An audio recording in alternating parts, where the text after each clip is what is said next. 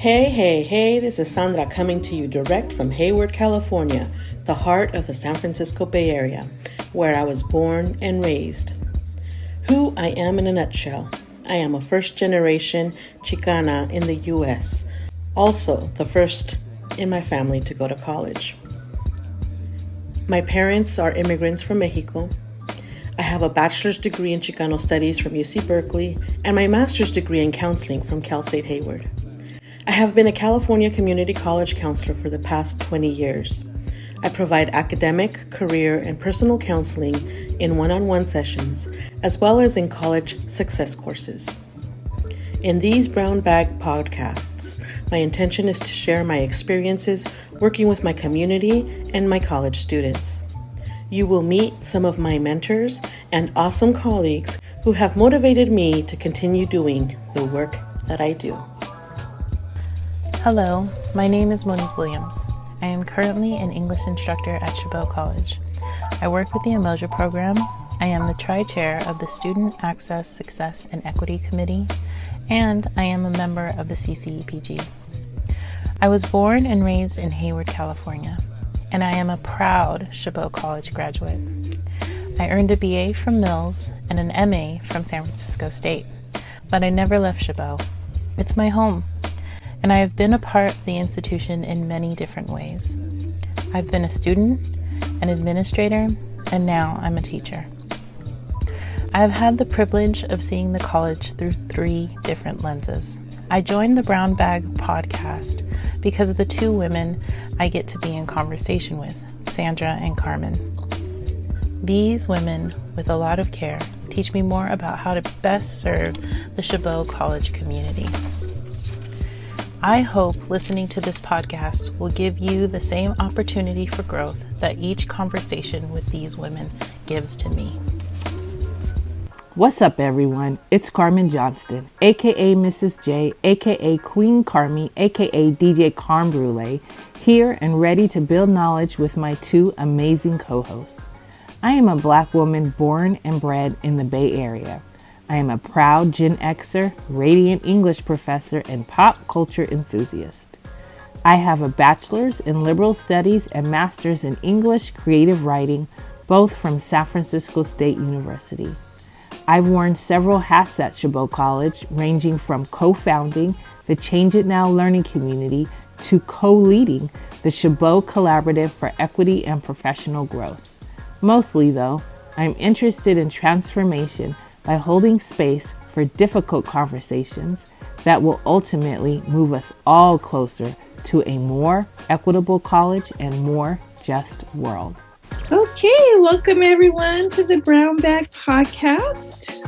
We're really looking forward to having a conversation about money today and being a college professor. But we're going to kick it off the way we always do by sharing what's giving us life these days. So, Sandra, what about you? What's giving you life these days? October is usually a busy month, and I always feel I'm living within 2 worlds, entre dos mundos, with Halloween, like getting ready for Halloween, and also getting ready for Dia de los Muertos. With my Mexican-American culture, it just seems like I'm busy, and I like it. I think that's what's been giving me life. It's also remembering my loved ones that have passed on, knowing that I've learned a lot from them, and wanting to continue with traditions and making people proud and paying it forward too. Nice. So good. What about you, Monique? It has to be my kid. There's been a lot going on in my family and in my house with my mom. And so he always gives like little glimmers of just like fun and joy. And since it's Halloween, it's like every day is a costume and every day is like a little play or a little, like thing. And so I think that is giving me the most life, is just like seeing how no matter what, he still has joy. And so he shares that with me. And so that's great. Oh, it's so sweet. How about you, Carmen? Little one. Well, I just came back from Puente Equity Summit. It's like almost 4 days. It's like Thursday to Sunday. up at Lake Arrowhead down in Southern California. This is my second time going. Last year, Sandra came to you. And it was just a really, really good time. There was like 6 of us from Chabot actually that went. And that was really cool. Yeah, it was like really cool to have a little crew there. And it's just a great space. Like there's all these great like scholars that come to present, like April Baker Bell, who does a lot of work around linguistic justice, and Lydia X. Brown, who came, and she's a disability justice activist. And Queer Chata was there teaching people how to bachata, I think is the dance. It's like a Dominican dance. So that was really, really fun. But for me, the biggest highlight was there was a big focus on rest and healing, a lot of stuff about healing and grief, but just resting, And so that's given me life, just trying to rest more. Like that just feels so key right now. Good. Lay down and take it slow, Yes, super important. Yeah. Well, the last time the 3 of us were together and we were starting to plan the season and an episode, we just had this spontaneous conversation about finances and money and trying to figure this all out in this current climate and everything. We thought it would just be like a great conversation to bring to the Brown Bag. Yeah, just to talk about our experiences and think together about like how to navigate this situation given all of our different background and current experiences. So I just wanted to ask you all, what did you think your life was going to be like once you became a college professor? Like, what were your expectations? And then does it match up with the reality of it? I had my community college counselor and she was my mentor. And I was like, that's the job I want. Like, I want to have her job. And I want to be able to be at a place, at a school that is going to accept me for who I am and be able to navigate in and out of my Mexicanness and my Americanness and be able to, talk to students about higher education and what I didn't know as a high school student and how that affected me going to college. And not until I got to Ohlone College that I realized like what I was doing, find my voice. But when my mentor at one time said, "Oh, I make, $5,000 a month," and it was just like, "You make what? Oh my gosh, like that's a lot of money." And of course, 30 years ago, I'm sure that was a lot of money. And she was able to, build a big old house up on the Hayward Hills. And it was just like, wow. But, her husband was also an attorney, which is way different than having 2 educators. Very different. Way different.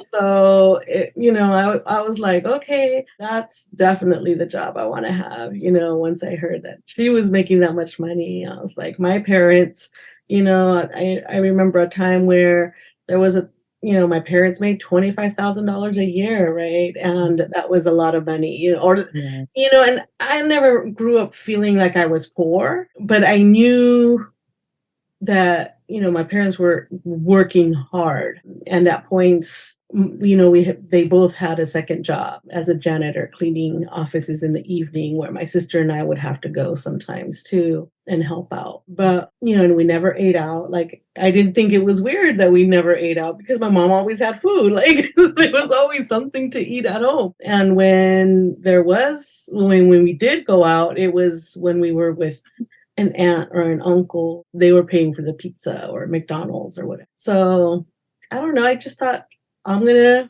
be the college professor and everything's gonna be fine because I'm gonna do money, right? And I'm gonna be able to raise my 2 boys because I'm gonna have the summers off and I'm gonna have the schedule that I'm gonna need to go drop them off and pick them up and be a team, like a class mom and room mom, and be interactive in their education. And yeah, easy peasy. That's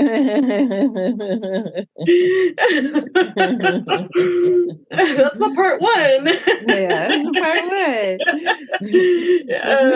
Do you guys want to share what your expectation was, or what did you think it was going to be? And then, I don't really think I had any like expectation, like financially. I mean, I had been working in a nonprofit for first of all, I've been working since I was 14 years old. So I always worked, like I always had a job. Before I was at Chabot, I was working in the nonprofit world. And so I was already like having a full-time job. I had been doing that for like, I don't know, 15 years. And, I had my apartment and I was living single life, doing my thing. No, actually, I was married before I came to Chabot, wasn't I? Yeah, I was just a few years. But yeah, and so yeah, I was like a program manager at Girls Inc. and making like $48,000 a year. And my husband, he's like a tradesman and he was like a finisher. And so we were all right when it was just, the two of us living in our little apartment and just doing our thing. And I think when I got hired at Chabot, it was like a lateral move. So I still was making 48,000. I just have my master's. I'm not in and I didn't have really, I don't know, people think it's weird. I didn't really have a lot of teaching experience, right? Because I was doing community organizing work and youth development work. So I was like at the bottom of the step thing.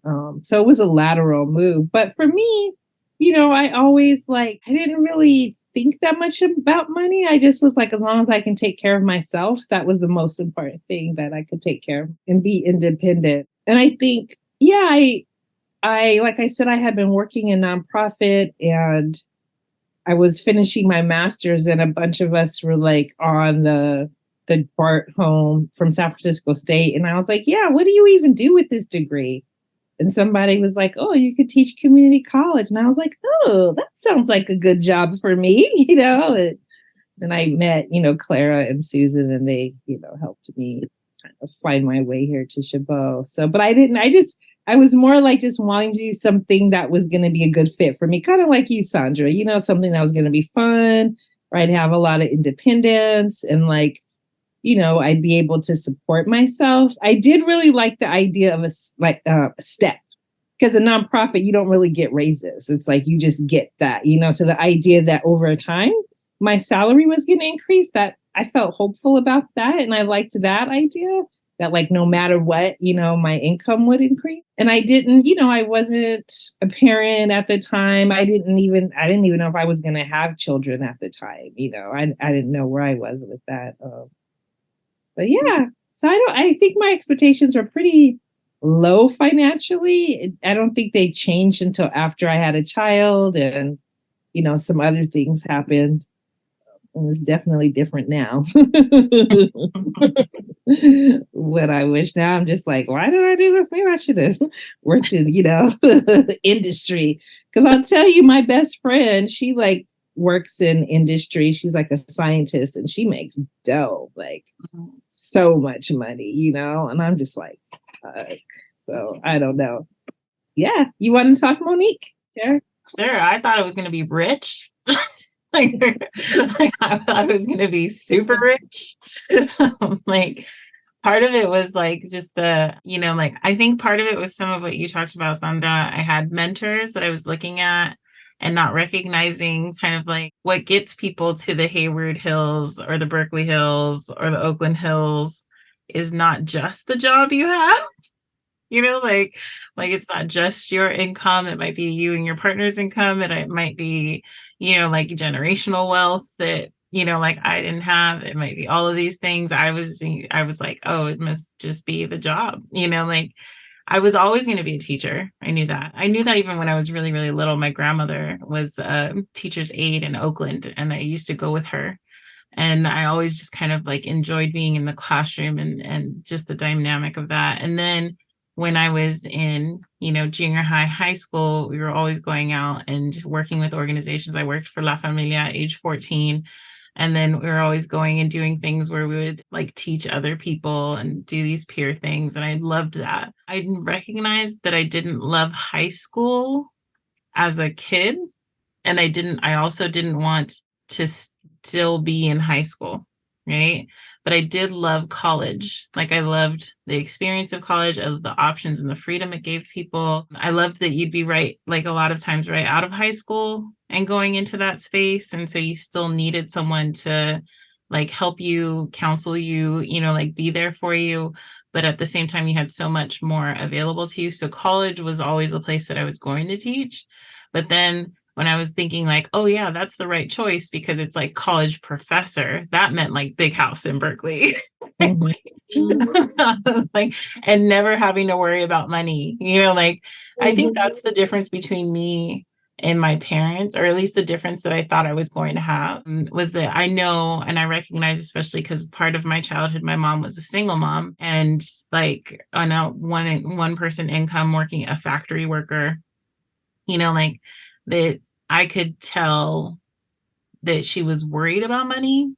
I never felt, well, not never, but most of the time she didn't have us feel that, like we were happy kids. We got, like the things that we wanted. She made sure of that. She tried really hard to make sure of that. And so I thought like this, like the college professor was going to provide a level of stability that I wouldn't have to have that same worry in my life that she had. And that, I mean, I think it was a different time, and so I think what the world has done is that like, yeah, had I become a college professor in the 1990s or even early 2000s, then that space there I would have been kind of like more stable, I guess, or had more money or felt like I had more money. But I think it's because of inflation and all these other things that it's not, So, but yeah, I thought for sure I was going to be rich. That's what I thought. I was going to be rich. I was going to be like upper middle class. And then, like you see like all the things you see on TV, like college professors are all like in suits and like having hors d'oeuvres everywhere. Like they're going to all these parties with like wine and hors d'oeuvres. And so like that's gonna be the life. Wine, hors d'oeuvres, rich, stable, Car, still my community. having the car, yeah. Yeah, having a car. My kids go to great schools, like it's like they're gonna like they'll have all the things, like it's just like, yeah, that's what I thought. That's not what it is. That's what I thought. Yeah, it's so different, I think, too, because we're at, a public college versus a four-year university or some of those more prestigious universities. And some of those colleges, too, I mean, I wonder sometimes what the cost of living is in those cities, too. I mean, we live in the Bay Area, which is like one of the most expensive places to live in the U.S., right. And has just become that like in the last decade or so too. I mean, I don't think anybody was really prepared for that to happen, It used to be like so affordable to live here, and now it's just because of, we all know about tech and all that stuff, that it's just changed so dramatically, so quickly. And I think that's made a big, a big difference. Made a big dent in our paycheck. Yeah, it really had. It really has. Yeah. And that's one thing I didn't understand either. I would have never, I got offered to teach at San Francisco State. I didn't want to. I taught at San Francisco State for 2 years while I was teaching at Chabot. And it's a different student. I didn't want that. Like, that's not who I wanted to serve. I really wanted to be back here. So it's like, I wouldn't have been, I think all the reasons that I wanted to become a teacher, all the things that I expected in that way that I knew were going to give me like joy, that was going to bring a good thing to my life, those have all been fulfilled. The paycheck is not horrible, right? But it's just not what I thought it was going to be.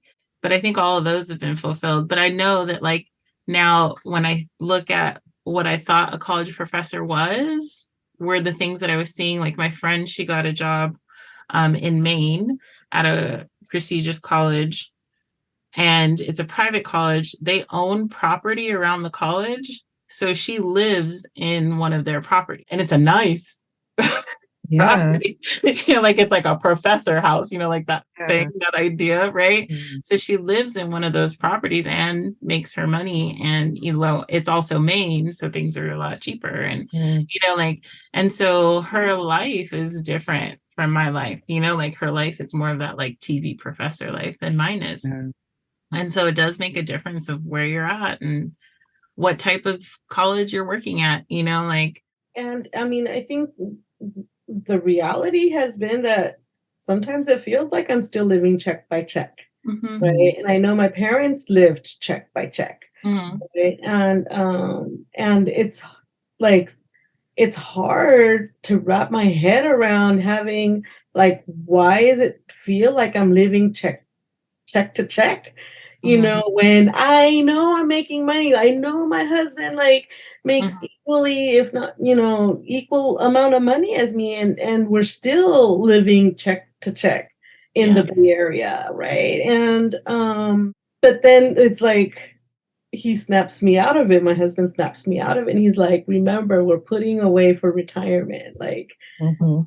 that's part of our savings." So, like, I'm like, "We don't even have a savings account." One year, I was just like, "We don't even have a savings account." He's like, "What do you mean we don't have a We're putting away into our retirement. That's our savings account. Like, Mm. that's what we're saving towards." And I was like, "I don't get it. I don't understand. Like, I don't see none of that. Like, where is it?" And so that's when he called our our financial advisor, which like I had known we had our financial advisor Rod, like call Rod, and so but not until then that he came in and he talked to us and he brought all these spreadsheets and this and that. And I was just like, oh, that's what that means. I do have a savings account and I am okay. Like, I will be okay. It's just that I think we also live in this fast-paced society, and it's Yeah. just like, yeah, now you want a car, now you have to pay insurance, and then do you want just the basic insurance? Well, no, I want the good best insurance for the good car that I have now, or and so it's just, and I don't want to live in the hood, so now I gotta pay a little bit more rent than I used to, and I'm used to, and so yeah, it's I was reading this book. I think it's called Finances for the People by Paco de Leon. And I had heard them on a podcast. And I think what drew me in, like what they were talking about on the podcast, is lifestyle creep, which I think is like some of what you're talking about, Sandra. Just that, like, when you start having more money, like you start doing things that, I don't know, like maybe you change the place that you shop, for groceries, or the place you shop for clothes. And then that now becomes, part of your lifestyle, right? And then all of a sudden you have these more expenses. And I think a lot about that, and just like why I don't live my life like when I wasn't making money, that like we do eat out a lot. We do eat out like 2 or 3 times a week. I never did that growing up, or even before I started working here. Some of the places that I like to buy clothes, it's like I went from somebody that was like, oh my God, $30 for a top, I would never pay that, to like, oh, that's not expensive at all, and someone that would only shop at sales or clearance racks. And now I'm like, oh, I'll spend $60 on jeans. It's like, I would never do that, And so I'm trying to like figure out how to like go back to that, to all the frugal ways of being. I think sometimes when you step into these middle class roles, there's all these things that come along with it that it sometimes feels like we don't have a choice to, it's like the way you dress, the car you drive.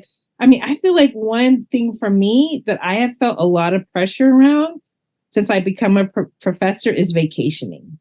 Like what did you do this summer? Oh, I spent a summer in Paris. Oh, I spent a summer in New York. Oh, I went to Hawaii. And I'm just like, I didn't do any of that stuff, And so then all of a sudden it feels like, oh, well, we should be going on these big vacations, And so it feels like that's part of that middle class identity, comes with all these lifestyle things. And I've been trying to like decide, like, is that even really what I want? You know, like, what do I value? What's important to me, rather than just like, I don't know, just feeling like now I have this job and I have to have my life look like that, you know? So, and it seems it's like it's so insidious, like it just happens, you know? And that means it's none of it is wrong. I just want to feel like I have a choice in it rather than just kind of going along with it, you know?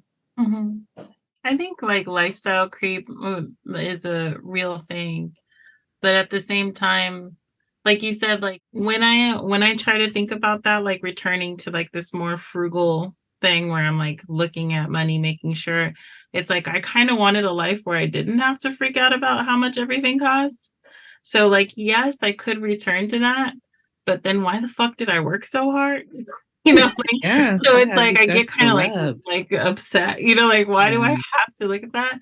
But then there's this other element to it. Like, I mean, I looked up a statistic a while ago that was like the difference between like the 90s and now, from 90s to now, is the cost of living has gone up like 125% or something like that. Like something really huge. And then when you think about like it's like, especially when I graduated college, the fact that we were graduating college with this huge amount of debt, like I didn't have anybody pay for my college. There wasn't, for one, there wasn't a belief in my household that you had to go to college, even though we did, like, and there wasn't any sort of savings for it. There wasn't like, hey, let me give you money for it. It was all just like, okay, you want to go, you pay for it. So like the debt with the like cost of living going up, with the I want to cook in my house, but groceries are freaking ridiculous. Like, so now it's even cheaper actually for me to order food, like all of these things. It just feels like, I don't know, it just kind of feels like there are these forces that just really do not want me to get ahead. Like they're just really trying, like they're really trying. And then it's like it's like, okay, well then you could start saving money. And I'm like, but then I'm my mom, like then I am my mom. And the whole point, her whole point of being my mom and working so hard was so that I didn't have to be her. Right. And then I didn't want to be her. She struggled. Like she struggled. She did a lot, like she worked really hard. And compromised a lot and gave up a lot. And gave up and didn't go on any vacations, didn't buy any new clothes, didn't, get her hair done at a salon, didn't do any of those things. And I'm like, I don't want to, like, that's not what she wanted. That's not what I want, like, but I did all the things, man. Like I did all the things. I went to the college. I studied hard. I networked with people. I worked hard to get the jobs. I did all the things. So like, can I just have the things? So That's the challenge. I think you have to also marry a guy who's got the things too. I have to marry a lawyer. Marry a lawyer. That's the moral of the story. Marry a lawyer. Marry a lawyer. Marry up. Really. But I do think it just goes back to values, and whatever that is. I mean, I don't think there's anything wrong if you want to get your hair done or get your buy new clothes. And I also think that sometimes there's seasons for things, like sometimes it might be a season that, this is it. I'm living my best life. I'm doing all this. And then you have a new goal. And like, maybe you don't do so much as that to meet another goal. I think because we live in this like super capitalistic society, there's no winners really. There's no way to win. It's like you're always going to be taking an L in one way. But I do think it's very important to be cognizant of why you're doing it, which what you're saying is like, are you doing it because you want to go on vacation to Paris, or are you doing it because everybody's vacationing in Paris? And I think coming back to like, am I doing really still what gives me life, right? Am I doing this because of the paycheck, or am I doing this because I know this is how I'm paying it forward, right? Because my job is fulfilling to me. And like I feel like I have the opportunity to work overtime, right? If I needed to, or, apply for a different grant so that there can be a little more income coming in. And it may not be year round, and I can see, it might not be every month, but it's just like, oh, I could go ahead and work a little bit extra and, put these other hours onto my timesheet. And it was like, okay, like there's goals there. Then it's like, okay, we can go ahead and not feel as, but I think it's also being okay, like feeling okay and with yourself and what you have. And sometimes it feels like we have too much. And it's just like, where can I just simplify? Like, I want to go back to everything in my house needs to have a spot. Like, if it doesn't have a spot, it doesn't belong in my house. And that's going to be super hard for me. I'm in a room right now where we call it the computer room because that's where the work computer is, but it's also my craft room and it's like the overflow room for extra stuff. And I've been trying to work on my other rooms first and say, okay, if it doesn't have a spot, we don't need it. Yeah, I totally was doing that this summer, just like trying to declutter. And I feel like that was almost part of that lifestyle creep of I'm just buying stuff. I just keep buying stuff. It's like, oh, I like that candle. I'll buy 12 of them, just like buying stuff. And it's not.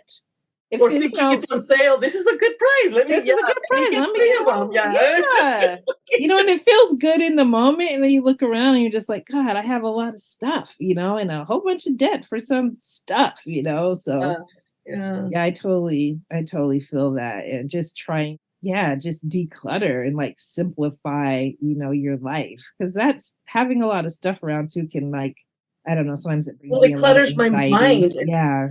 I feel like it clutters my mind, and then I can't see clearly of what I'm working towards. Yeah. Like, what am I working towards? Is it to buy more stuff, or is it to be able to retire? Exactly. Because I rent, and it's not like I have a house that I'm gonna have all this stuff to go into, right? So, it's like, okay, and so I think it's really, and my dad had the foresight of, like, when I retire, like, this money's gonna go here. We're not gonna owe any money. Like, our house is gonna be paid off. And so when my dad retired, he had paid off his house, right? And so nice. Wow. And they, like, their phone bill, their electricity, and their water are all like $30 a bill. And I'm just like, how the hell, like, do you even do that? Like, why is our bill like 150 every month?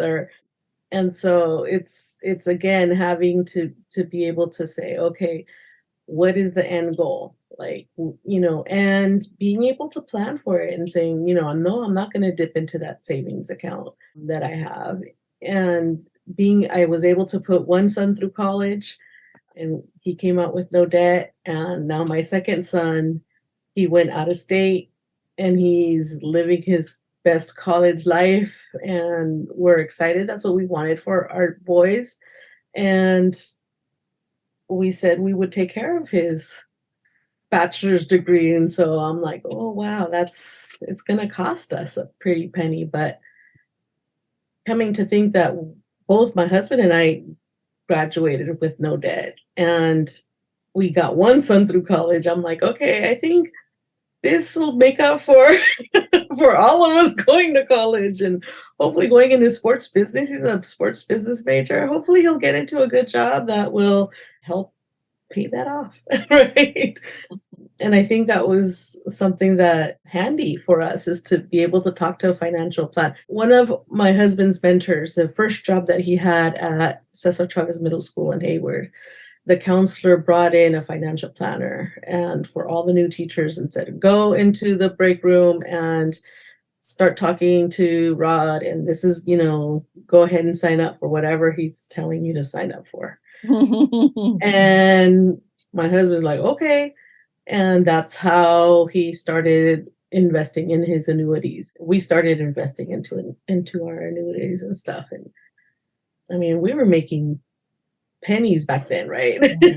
95, 96, 97 was felt like, till we built up, and now we could see an end.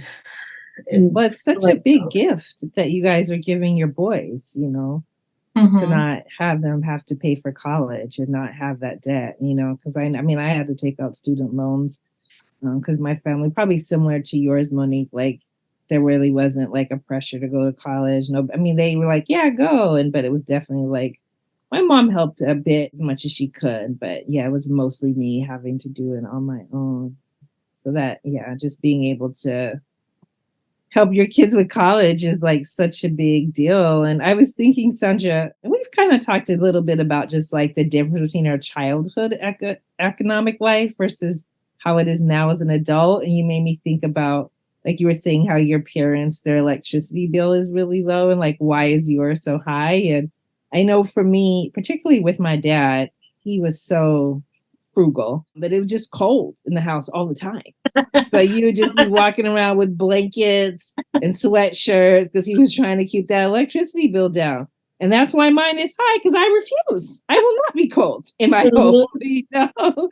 And I think those type of things, like, you know, like what you did. And this, I know my husband and I have struggled with this so much with our daughter, because my husband, he grew up like poor working class too.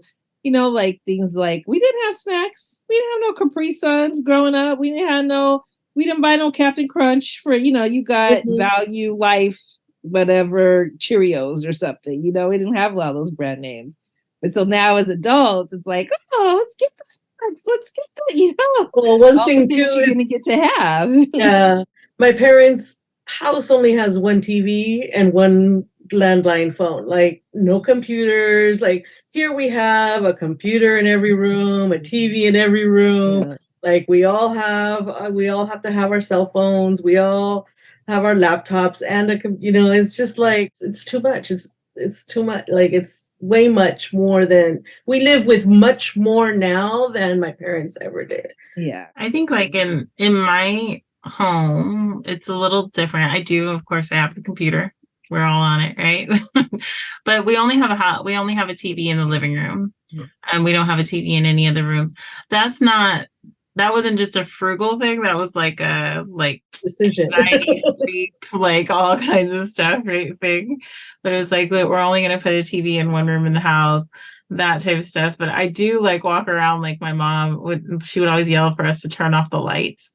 Like it's like every room you're in, if there's sunlight coming in, you don't need a light on. It's like never. You turn on the lights. We're always turning down the heat, like all of that. But there are things like that, like our parents are also grandfathered into lower amounts of money to pay electric companies, to pay phone companies, to pay, you know, like, so it's like there are ways that they get cheaper bills. But yeah, there are, of course, things that you can do. And I think that like part of the thing is like, Sandra, when I listen to you talk about a financial planner, is like there's all kinds of things that we can do. Like, for example, my husband is an amputee, right? So because of him being an amputee, he can get like a disability thing from PG&E, which would lower our bill. But the paperwork to do it is freaking crazy and confusing. Right? That says you as an educated woman, right? Me as an educated woman, right? Learning more about the things that we can do to kind of like bring down the cost of all these things might get us to a place where where things become more affordable, and then we don't have to actually give up the things that we do want to do for the things that we have to do. You know, like you don't have to go back to, even though we still eat Dino Bites in this house, you know, they're good. Like, you know, like why get Fruity Pebbles? It's only a little box. Dino Bites are just as great. Yeah. No plug for Dino Bites. But you know, like why, like if we could learn these, like if somebody could come and say like teachers often get a discount at like cell phone places, right? But how many of us know that? Yeah. So we'll just go in, we'll get a cell phone plan, whatever. And Is that really true? Do teachers get a discount on cell phone places? 15% off. Really? Yes. Yes. And so like that's your bill could come down a whole whatever. And insurance, like car insurance plans as well. Yeah, car insurance plans, certain places do better than other places, right? But it's like we don't know about these things, so we don't plug into them. I think the thing that's the scariest for me, like for example, I think you guys were hired at a time where you still get medical after you retire or something like that. But then us, like I'm like, I think it's me, I'm the first year, and anybody after me doesn't, right? But we don't ever talk about that.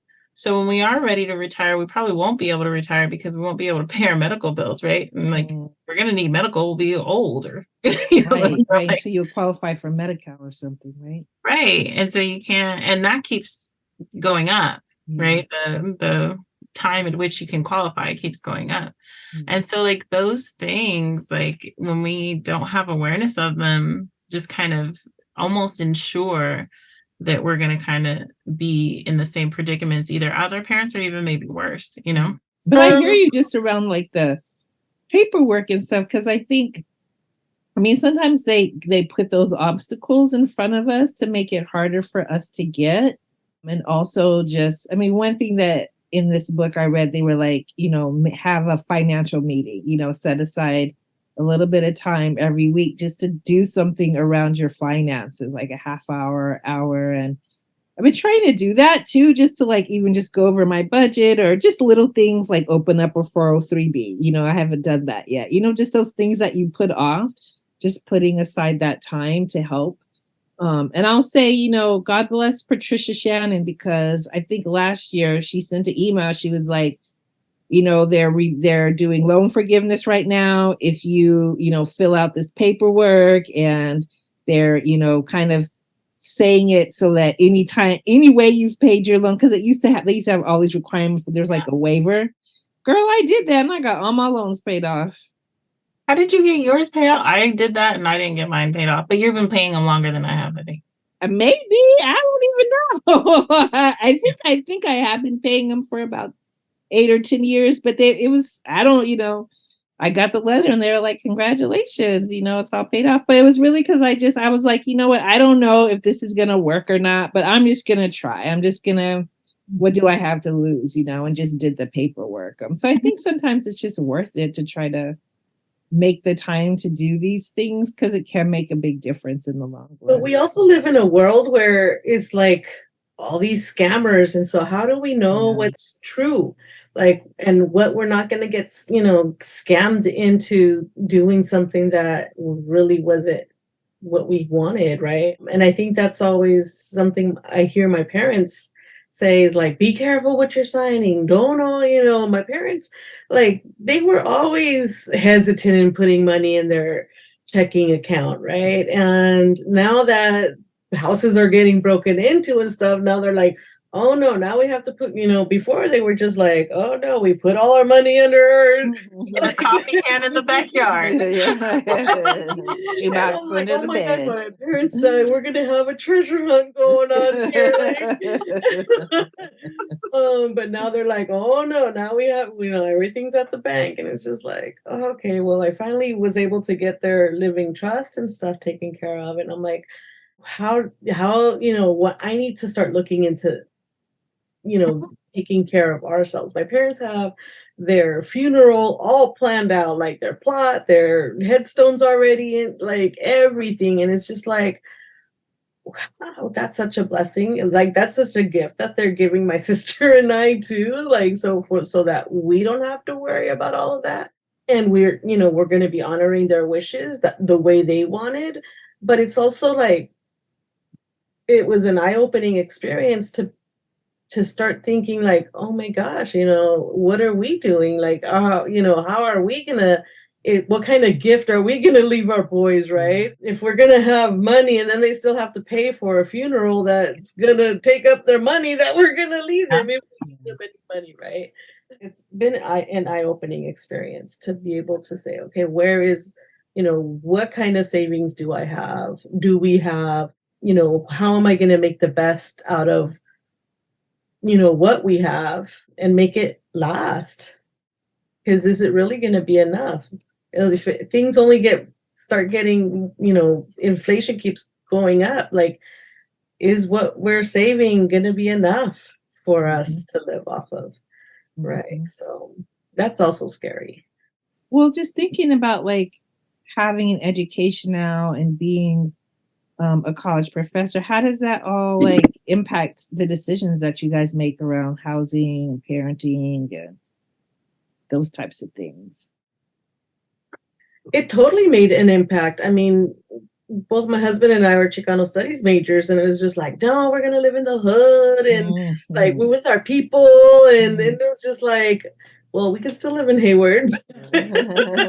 Our first home was up in the Hayward Hills, right? And it was just like, okay, and this is, okay, elementary schools in Hayward are okay, but the middle school and the high school, maybe Castro Valley, right? So it really did make an impact. And then we're both educators, so it's just like we could see what was going on in the classrooms. And just driving through the parking lots of the Hayward Middle School and the Castro Valley Middle School was way different experience. Way What do you different mean? experience. Like the cars that people had, or No, just the conversation the kids were having going through the parking lots. I mean, the Where schools are groomed, and they look very different. Just a whole different level of effort put into making sure that the students feel like this place is a good place to be. Yeah, it is unfortunate. yeah. And and we had to pay. Like it was like a $200 orientation thing over at Castro Valley, where like we never really had to pay anything at the Hayward elementary schools. If we wanted to make a donation to purchase, like these were the things on the teachers' wish list.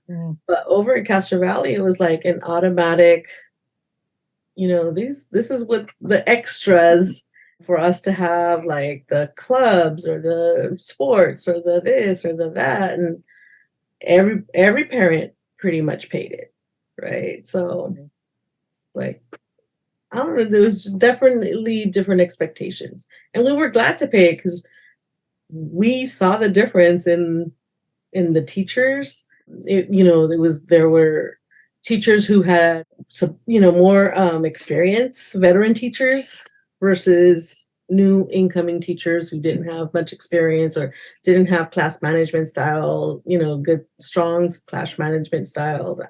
I don't know. It was just, us being educated really made a difference in choosing the schools that our boys were. I know there's so much you could say. And I feel like being educated to me was like a blessing and a curse. It's like it almost still feels like I knew too much, about it all, and it all was very confusing. And I mean, there's decisions that I made that I'm still not sure were like the best decision. It was very I feel like it was a hard thing to figure out. And I live in Oakland, so the landscape is a little different out here than Hayward. I imagine, I don't know much about Hayward public schools, but yeah, it's very, I think a lot of it's very there's a lot of what do they call bi-stratification, like rich and poor, but also a lot of gentrification. So maybe schools that were poor or have an influx of middle class parents. So that really, really changed things a lot. So yeah, I feel like it was hard to figure out what to do. And we ended up I like the elementary school that we went to was fine. I think really what I missed was just some more Black kids. I mean, the school that she went to had there was always at least 5 or 6 in her class. It was very diverse, but I missed having a Black community. And I wish I would have put more attention on that. That would have made a difference for us. So for me, I was always when I thought about having kids, I always thought that I was going to have them go to better schools than I went to. So I knew that they weren't I knew Hayward schools, unless they were going to change in some way, that I wasn't going to send my kids to Hayward schools. Just because, I mean, part of it is just trauma. I saw some real stuff, saw people get stabbed, shot, hurt. Yeah, I saw some real stuff growing up. And so I didn't want them to go through that. Of course, that interrupts your ability to educate and pay attention to school, right? And then also just in the classroom, there was a lot of tracking. People decided who you were, who you weren't going to be before you even walked into the room. There wasn't, that many opportunities given. even though like the people around you were super bright and wonderful, like I remember my whole class being just like bright, wonderful people, but they didn't get a lot of attention, educational attention, in the same way that I saw at other schools. So I knew he wasn't gonna, like, when I had Tank, I knew Tank was not going to go to Hayward schools unless I moved out of Hayward. And then he would go to public schools if I moved to Castro Valley. And then Castro Valley was too expensive, so I'm not going to Castro Valley. So it ended up being like, I don't think my education is what impacted my choice for schooling for him. I think it's my education experience prior to becoming a professor that impacted what I chose for him. And I think that that's a choice that a lot of people are having to make now. Most of the public schools aren't getting what they need in some way. And so people are having to choose to put their kids into private schools, which is only taking away more from public schools. But what are you going to do? So my kid goes to a private school, and it's diverse, but not diverse in the same way that public school was, which I miss. He's not hanging out with the same kids or the kids that come from his background. And that terrifies me. Like it wasn't the kids that were the problem. It wasn't my friends that I went to school with were not the problem. I would love for him to have the same group of friends that I had, but he's not. He's going to grow up around totally different people that have completely different concerns or thoughts about the world. So I don't know. It's hard. I think my education does affect that. It stops me from being able to look at the education he's getting now as just a good education, because I know that you learn so much more from school than just what they're teaching you in the classroom. And I'm not sure if private school, I know he's safe and I know that they care about what he learns. But is he going to have the same cultural experience in the same community? Specifically because my kid is very white passing. Is he going to choose to roll with that? Because he can't. All of those things are always going through my mind. Yeah, I think that, this topic, there's so much to explore. And I feel like we just hit the tip of the iceberg. So we are probably going to do like a part 2 for this conversation and hopefully bring in some folks that can bring some light to some of these topics and help us think through it, and hopefully help you, the listener, think through these really complex issues, whether it's financial or just, how this whole being in this career, how it just impacts all aspects of our life. So when we come back in our next episode, we'll continue to dive in, and we're just going to wrap things up for now because we all got busy lives and things that we got to do. So for our closing, just what's something that you guys recommend? I recommend The Witcher. I think you recommended it too. Oh, you watching The Witcher? So I'm watching The Witcher, and he's super hot. So I recommend it. Little eye candy. A little eye candy. I'm gonna go with indulge in the sports, if it's football season going on, and I live in a house divided where it's the Niners and the Raiders. It's always a good time to cheer on the teams, and then the Warriors started again, so yes. Basketball season. So we always have fun to enjoy, enjoying a game. Yeah, and I'm gonna recommend what I started with, which is to rest, just to try to sneak in as much rest as possible. At the summit, I went to a workshop and they taught us about candle gazing. And I just loved that. It's just this idea of kind of that the flame represents our ancestors and the people that have come before us, and just kind of, just letting your gaze rest on the flame of a candle. And it just kind of brings you into this meditative type of trance. It's very, very nice. So I recommend resting and doing a little bit of candle gazing.